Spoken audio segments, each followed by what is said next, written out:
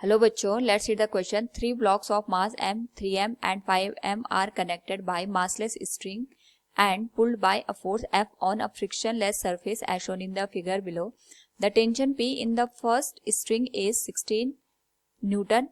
If the point of application of F is changed as given below, the value of P dash and Q dash will be. Here we have given two diagram with 4 options. Now to answer this question, first we will discuss here the key concept, and here the key concept will be given as free body diagram.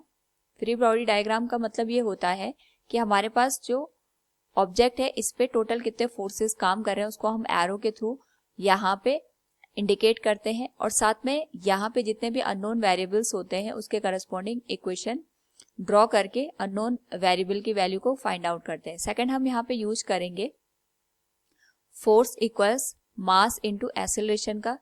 Now question के according हमारे पास यहाँ पे दो different cases they रखे हैं, हम दोनों को यहाँ पे सेपरेटली सॉल्व करेंगे. तो फर्स्ट केस के अकॉर्डिंग अगर हम यहाँ पे ऑब्जर्व करें तो हमारे पास जो फोर्स की वैल्यू है वो F है, और यहाँ पे जो P और Q हमारे पास फोर्सेस गिवन है, इसमें जो टेंशन लग रही है on 3m mass that is given है 16 न्यूटन. तो सबसे पहले हम ये मान के चलते हैं कि ये जो पूरा सिस्टम है हमारे पास ये एक्सेलरेशन ए के साथ ही यहाँ पे मूव कर रहा होगा. इसको हम एक ही सिस्टम मान के चलते हैं m, 3m और 5m को. सो वी कैन से यार यहाँ पे जो कॉमन एक्सेलरेशन होगा होल सिस्टम का that will be given as common acceleration for whole system that will be given as force divided by total mass. तो फोर्स तो टोटल यहाँ पे F लग रहा है, टोटल मास आ जाएगा m plus 3m plus 5m के बराबर.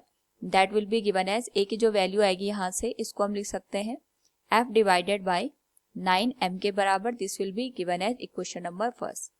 नाउ क्योंकि हमारे पास जो P है यहाँ पे जो टेंशन की वैल्यू गिवन है ये 16 न्यूटन के बराबर दे रखी है, तो इसका मतलब ये होगा अगर हम इसको ऑब्जर्व करें जो 16 न्यूटन का हमारे पास टेंशन फोर्स काम करेगा वो 3m और 5m का जो ब्लॉक है इन दोनों को एक साथ यहाँ पे पुल करेगा. यानी हम यहाँ पे 3m और 5m को एक ही सिस्टम कंसिडर कर सकते हैं. इस पे जो टोटल फोर्स लगेगा वो 16 न्यूटन का लगेगा that is equal to the value of P. इसका जो एक्सेलरेशन है वो ऑलरेडी हम कैलकुलेट कर चुके हैं, वो a के बराबर होगा. So we can say here 3m plus 5m into a, ये एक्सेलरेशन की वैल्यू आएगी that will be given as tension force that is 16 Newton.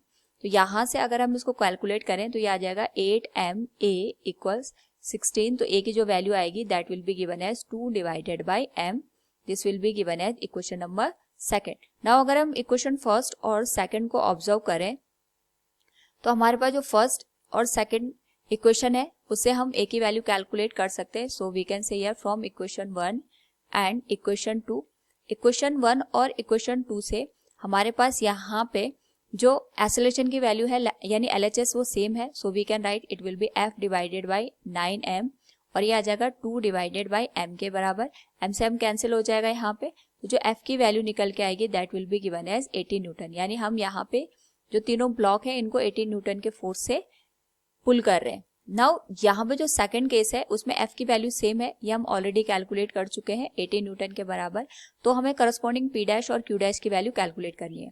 अगर हम ऑब्जर्व करें तो इस केस में जो P डैश यानी जो टेंशन फोर्स लग रही है वो केवल M पे लग रही है, और यहाँ पे हमारे पास क्योंकि जो पूरा सिस्टम है इसमें हमने मास और फोर्स की वैल्यू को सेम रखा है इसलिए एक्सेलरेशन यहाँ पे सेम निकल के आएगा जैसे कि हमने प्रीवियस केस में यहाँ पे फाइंड आउट किया था. So we can say here in second case जो एक्सेलरेशन की वैल्यू होगी दैट विल बी सेम, और यहाँ पे जो एक्सेलरेशन की वैल्यू होगी वो हम कैलकुलेट कर चुके हैं दैट इज 2/m मीटर पर सेकेंड स्क्वायर के बराबर.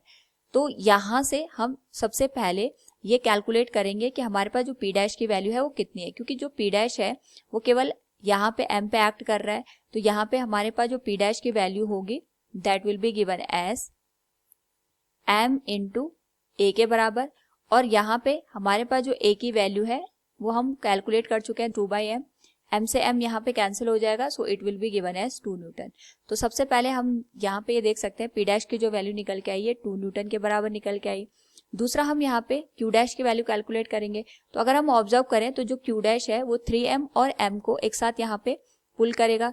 यानी यहाँ पे हम m और 3m को एक ही सिस्टम कंसिडर कर सकते हैं। इस पे जो फोर्स लगेगा that will B q dash, और इसका जो एक्सीलरेशन होगा ये a के बराबर होगा। So we can say here m plus 3m into acceleration, इसकी जो वैल्यू होगी ये q डैश के बराबर होगी, और q डैश की जो वैल्यू हमें कैलकुलेट करनी है, it will become 4m into a। यहाँ पे हमारे पास जो एक्सीलरेशन की वैल्यू आएगी that will be given as 2/m। m से m कैंसिल हो जाएगा, तो जो q डैश की वैल्यू निकल के आएगी that will be given as 8 newton. So from the given question we can say here the value of p dash and q dash will be 2 newton and 8 newton. Option C will be the right answer. Hope all you understood it. Thank you and best of luck.